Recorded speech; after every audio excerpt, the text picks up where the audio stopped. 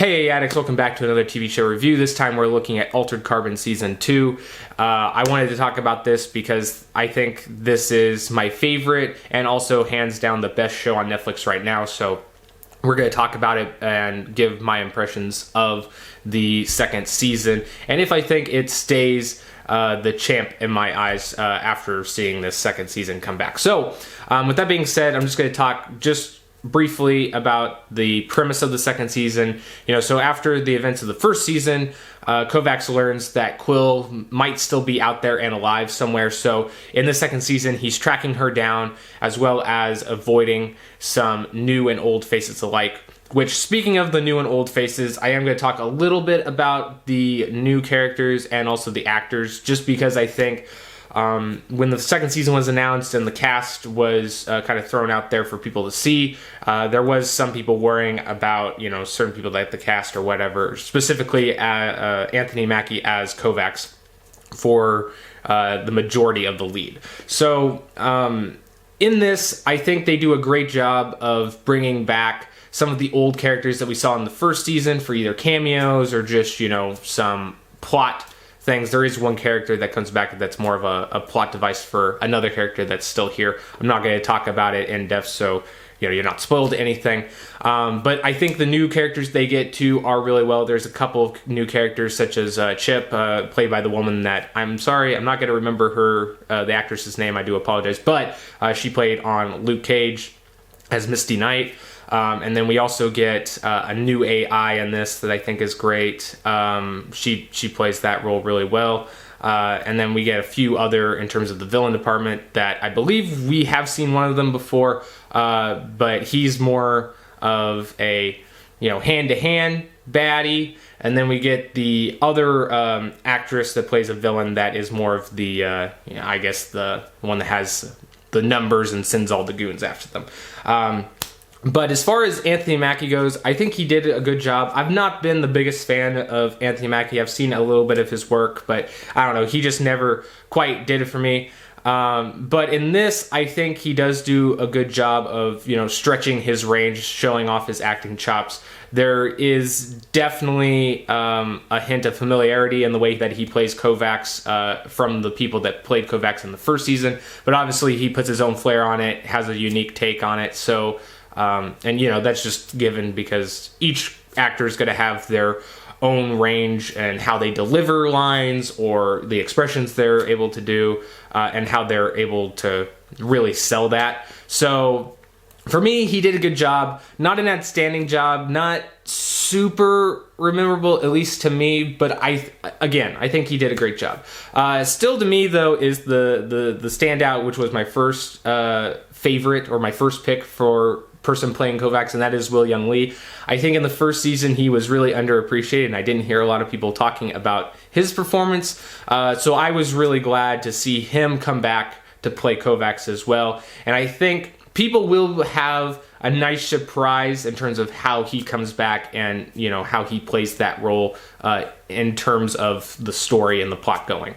Now, as far as the story goes, I definitely like the story for the most part. At first glance and at the first half of the season, it does seem a bit generic at the beginning, but they, give you more information as you go along, and then that leads into some twists that I really think solidified the season to be very well, because at first it kind of seems that it's very basic and it's just going to be okay, but then they throw in those twists and I think it really elevates it to the next level. So for instance, not to give too much away, Quill at the beginning, when Kovacs actually does meet up with her, she has this oh, I don't remember who I am, and then they need to help her figure out who she is.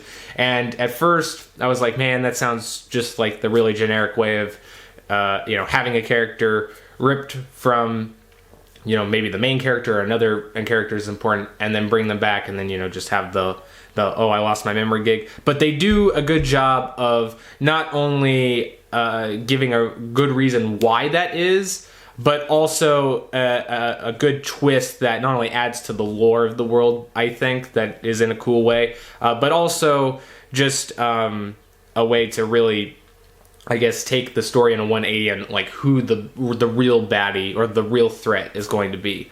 I guess another thing I will say is that I believe the character's name is Chip. She's the new character that I mentioned briefly before, and her character, I like her character a lot. She plays as like a bounty hunter on this world that they are mainly at for the season, but she, like, her story in terms of her personal life and everything like that and her personal quests is a bit uninteresting. I think it does a really good job of depicting the world and how brutal it is and just, you know, that cyberpunk or future dystopia vibe. But at the same time, I think it doesn't really do anything different or unique. Although the way it ties into the main plot and some of the few revelations of a character that she is connected to, and how it's bigger than initially it seems, I do like that. It is a bit, you have to suspend disbelief, I guess, a little bit, because it connects in two ways that, you know, it's like, what are the odds of that happening? But overall, I do really like the way it connects to the plot. The other thing I'll mention is the special effects and the makeup on this. It looks great, especially for a TV show. It's phenomenal just how they're able to pull off how good some of the set pieces and the makeup look. I really like the designs of everything. I mean, they did a really good job in the first season. I think that translates over beautifully in the second season, especially none of that is lost in the second season.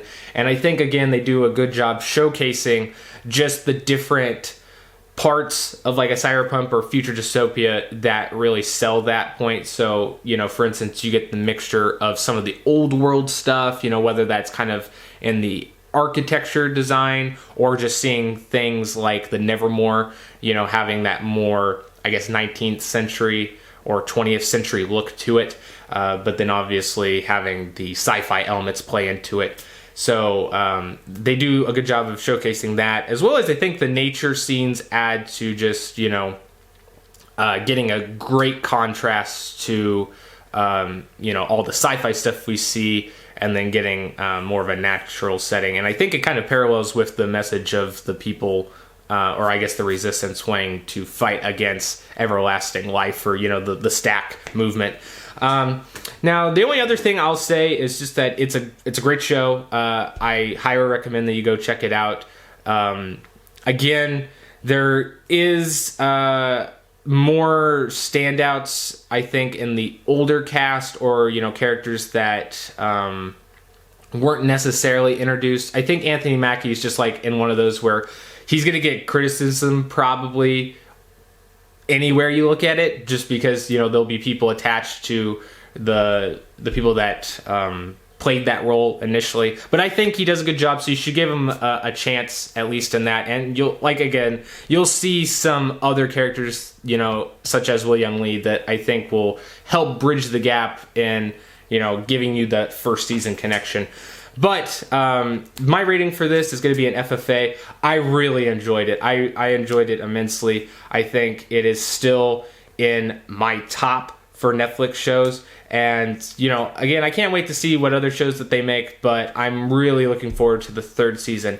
The only real downside that I have for this season is that after you get the cool twist at the end, there is kind of like a cop-out for the very ending that they kind of tease, and almost like a post-credit scene, even though it's not like past the credits.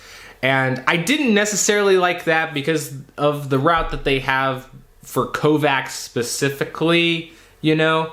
I think it would have worked really well if they would have just, you know, committed to what they were going for, but then it feels like they kind of retconned it a bit. But even with that, I still liked it a lot. So I don't have any much more to say other than go watch it. It was a great show, and hopefully it continues for much longer. But anyway, guys, that will conclude this video. I hope you guys liked the season, or you go check it out. Let me know what you guys thought of the season, and I'll be back for more stuff. We got a lot of things coming up, some more discussions on books and everything else that you love. So I'll see you for the next time, and have a great day. Peace, addicts.